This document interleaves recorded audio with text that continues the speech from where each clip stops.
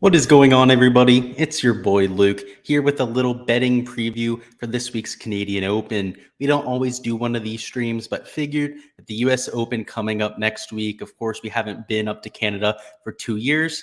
We talk about some of my favorite outrights, first round leaders, and some of the matchup bets that I'm targeting here for the tournament. So, gonna hop right on into it. First off, with our favorite outrights, then we'll go to the first round leaders, and then we'll wrap it up with the matchups. We'll do it in that type of format.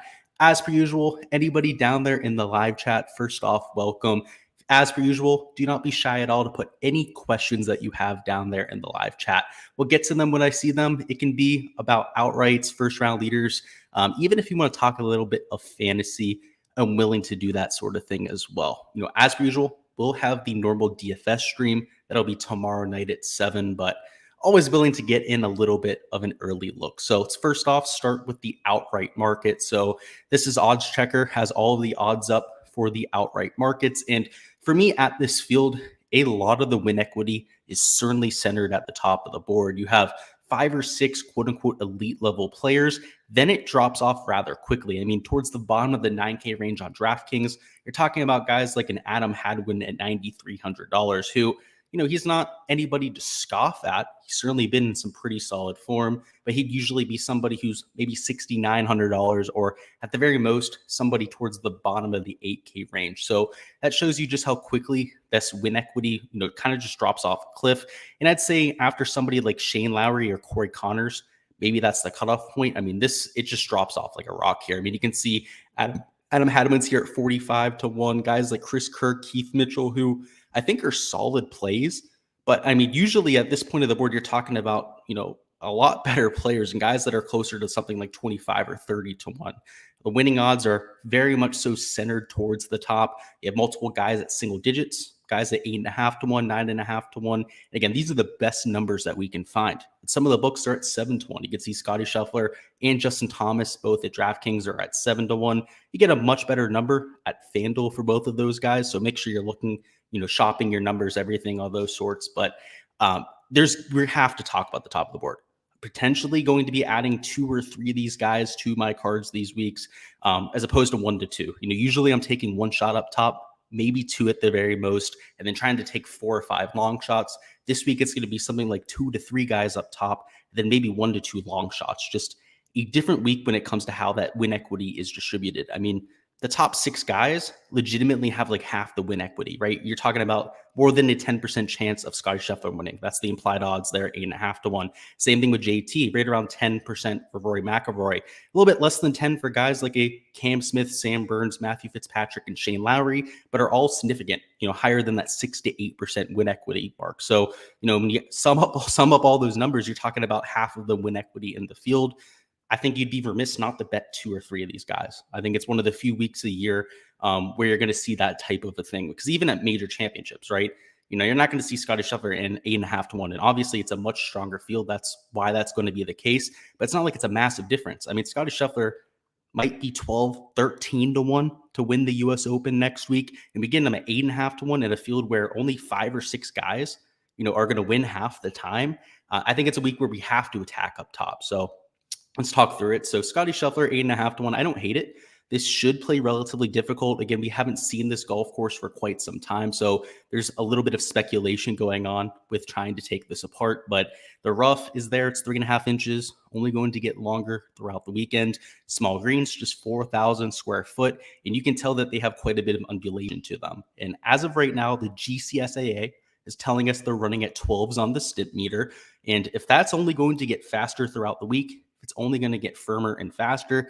I mean, I'd expect this place to play relatively difficult, kind of similar to what we've seen the last few weeks. We've had winning scores not anywhere approaching 20 under par, right? It's been closer to single digits, sometimes towards the teens under par, that type of thing.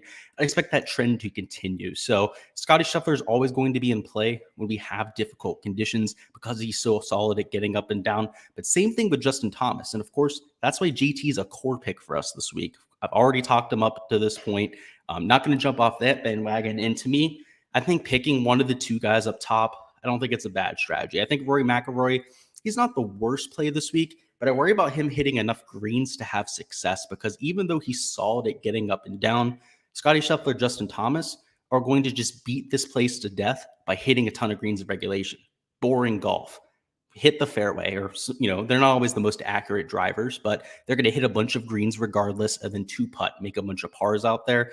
That's what we're looking for. As Rory McIlroy is a little bit more volatile, right? He hits a bunch of greens in regulation, sticks them to 5 feet, but he also misses a bunch of greens by 30, 40 yards, which could be a problem at this golf course. So if I was going to bet anyone up top, it would be one of these two. For me, it would be Justin Thomas, getting a little bit of extra value there. I also just think he's a little bit hungrier than somebody like a Scotty Scheffler to win. In terms of the next tier down, this is where I'd be looking to add my second bet. So likely as of right now, I haven't fired it. It's probably going to be JT for me. I'm hoping to get like 10 to 1 or like 10.5 to 1, something along those lines. Would make me a little bit happier than 9.5, which I'm actually able to get myself right now.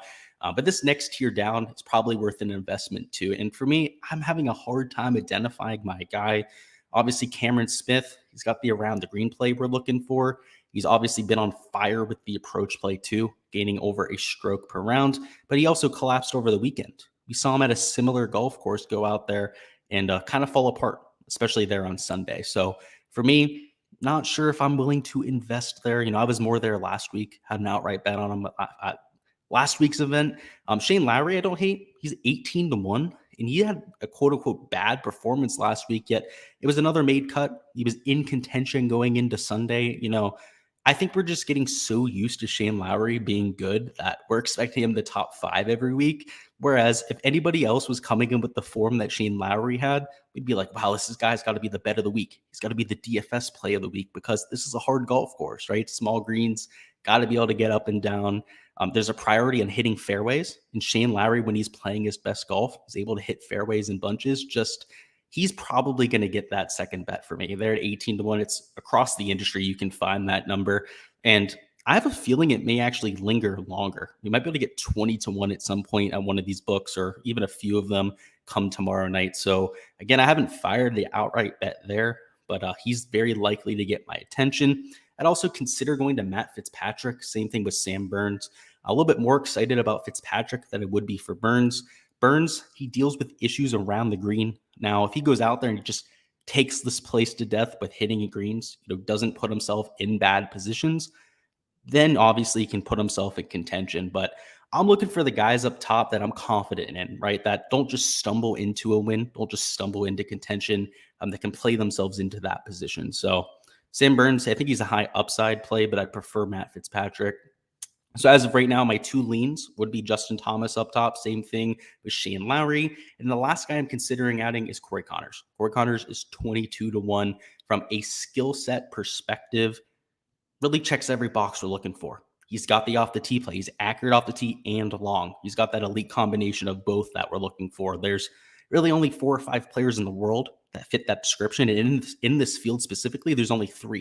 You have Corey Connors, Tony Finau, and Rory McIlroy. They all fit that description. The thing that differentiates somebody like Corey Connors from the others is, first off, much better number than Rory McIlroy. You're getting on Corey Connors here about twice the number.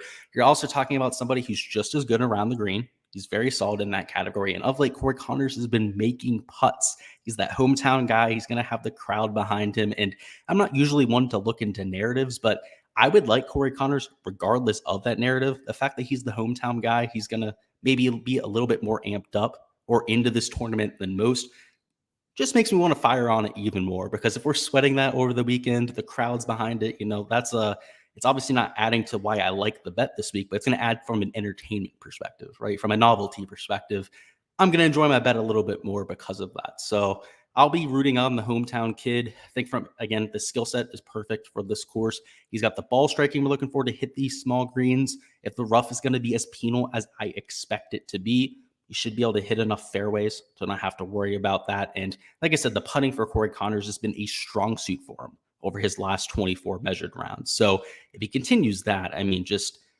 like I said, it drops off like a rock. You have Corey Connors, you have Tony Finau here, who we'll talk about. I actually do like Tony Finau there. And then it drops off to that mid-tier range. And then past that, right, just 4 or 5 names past with this mid-tier, which is just guys in form. And then you have Patrick Reed, who's kind of trending in that right direction, who just withdrew, so we can't even bet on him. Then it drops off to 100 to 1 that fast. So you go from, 22 to 1 Corey Connors here, less than 15 players later, you're in the 80 to 90 to 1 range. That's what I mean by it drops off extremely fast here. And on DraftKings, that's the difference between the guys that are at like $9,000 and the guys that are at like $7,900. That's only $1,000 difference right there. A majority of the field is 100 to plus to 1 to win this event, right? So that win equity is just so distributed towards the top here where I'd actually consider adding 3 bets. So the 3 that I'm considering adding at this point, like I said, JT, we have Shane Lowry and Corey Connors. Let's talk about some of the dart throws that I'm considering adding. So we'll catch up on chat first. We have Ali Burrow down there. He says, hello, sir. What is going on? Hopefully you're doing well there. We have Scott who says, how do you feel about betting Cam Champ at 130 to 1? We'll talk about it when we get down to the number. I'll give you my thoughts on it. He's not my favorite pick just from a course fit perspective. Again, the one caveat I'll say is that we don't know all that much about this course, though. I'm expecting it to be all about precision over power. I'm also expecting it to be all about hitting greens. Cameron Champ, not the most accurate driver, which we can probably put aside, right? Rory McAvoy, probably also a guy that doesn't fit that description, but I think he could play well here. The issue is the around the green play, right? Cameron Champ, not very good with his short game. So for him, he's got to have a perfect week. He's going to have to hit a bunch of fairways off the tee, which isn't always a sure thing for him. And he's going to have to hit a lot more greens than he's used to hitting, right? Because he loses to the field with his approach play. And for somebody like him who has a subpar around the green play, he's going to have to hit an extra 3, maybe 4 greens per round to make up for that. Because when he's missing greens, he's going to bleed strokes to the field. That's just what Cameron Champ does.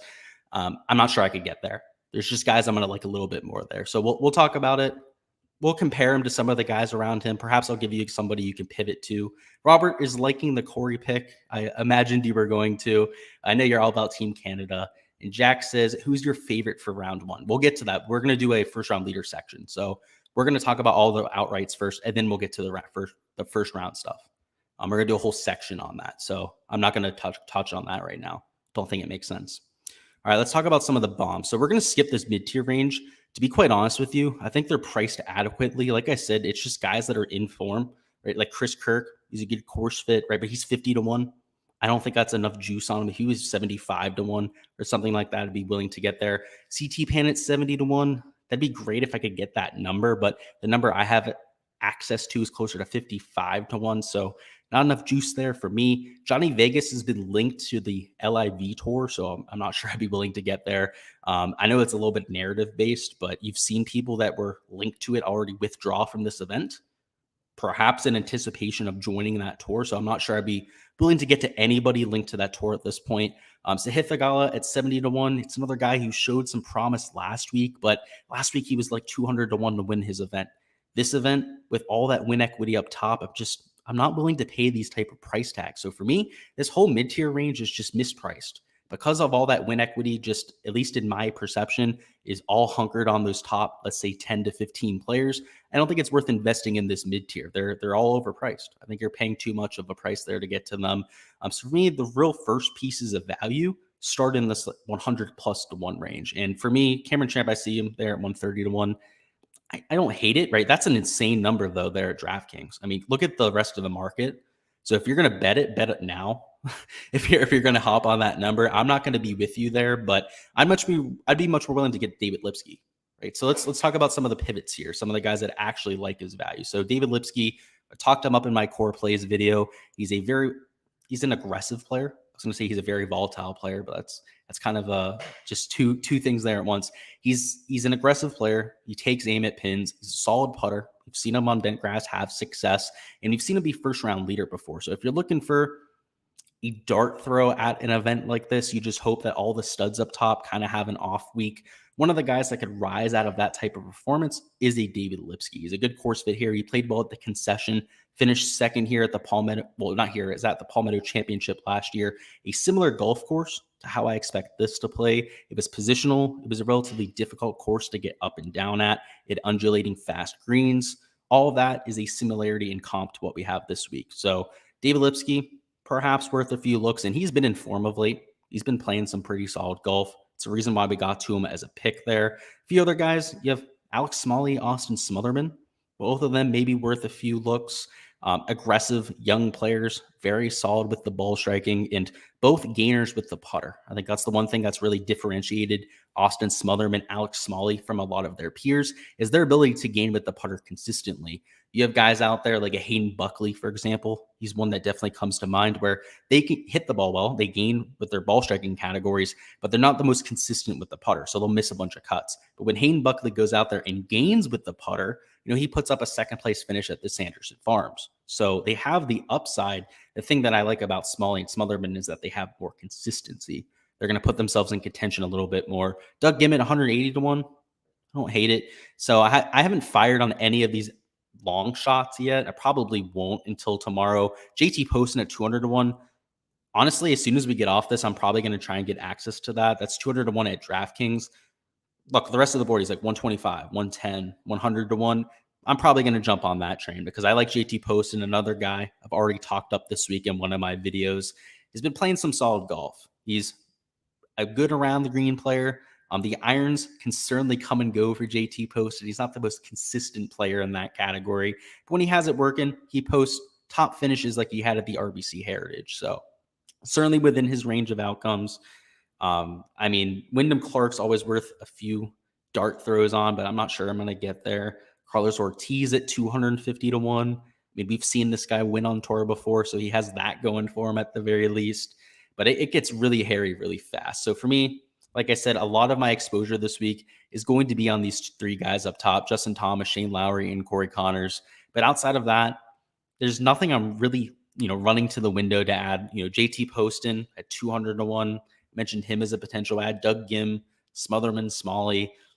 I might add 1 to 2 of these guys to my card come tomorrow. So I'm not sure what I'm going to do as of right now with the outright market, but outside of the guys up top, it's a little bit of a dicey tournament, to be quite honest with you. I just think the betting odds are getting pretty accurate for these events. And anytime we have a strange field, it's not a very evenly distributed field when it comes to your win equity, you're going to get wonky numbers. That's why that mid-tier range for me isn't quite as attractive as most slates. It's just a little bit watered down because of the board that we have. So let's talk about first round leaders. I know we had a question about that, and this is the market I'm looking to get to long shots on. The guys up top, you can see them there at 22, 26 to 1.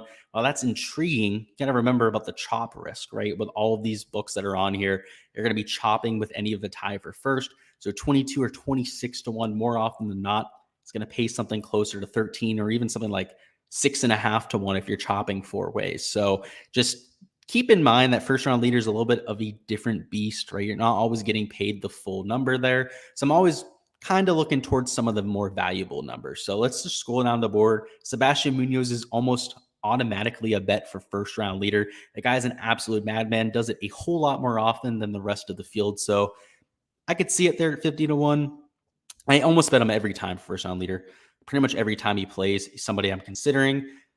Keith Mitchell at 60 to 1, same story. Another extremely volatile player. I'll probably end up adding him to the board. Probably be a half a unit bet on both of those players. Cameron Chepp at 80 to 1. I think that's actually a market. I'd be willing to get to him, but I wish it was like 100 to 120 to 1. He's significantly lower in this market than he is for his outright odds. And if we end up winning, we could chop, which I don't like either for Cameron Champ. So I might stay away from that number myself.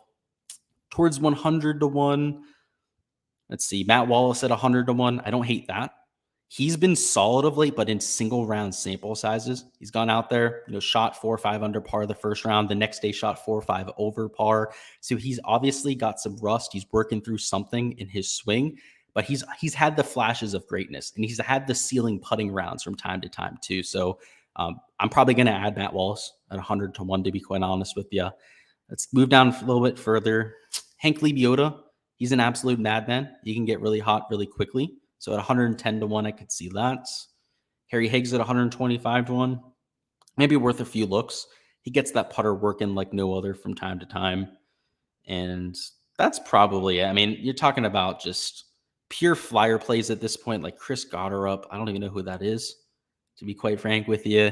You have Kodaira down there. Yeah, it drops off like a cliff. So we talked about some of my favorite options there. Like I said, Munoz is almost an auto bet when it comes to first round leader. Keith Mitchell, I really liked there. Cameron Champ. Let's see, what else did we have? We had Matt Wallace, absolutely loved there. And Hank Libyota, worth a few looks. Those would be like the 4 or 5 guys I consider for first round leader. Now let's go over to tournament matchups. I guess before we do so, I will catch up on chat. We have Catch Me If You Can. He says, have you heard anything about DraftKings ever having a live golf slate? Or does that DK relationship trump any chance of that? I don't know for certain. I would imagine that the PGA Tour doesn't want them to offer live contests, but if there's nothing actually in writing contractually, I'd imagine that they go ahead and do so. It's going to, I think it's going to get a lot of fans. I think people are going to like it this week.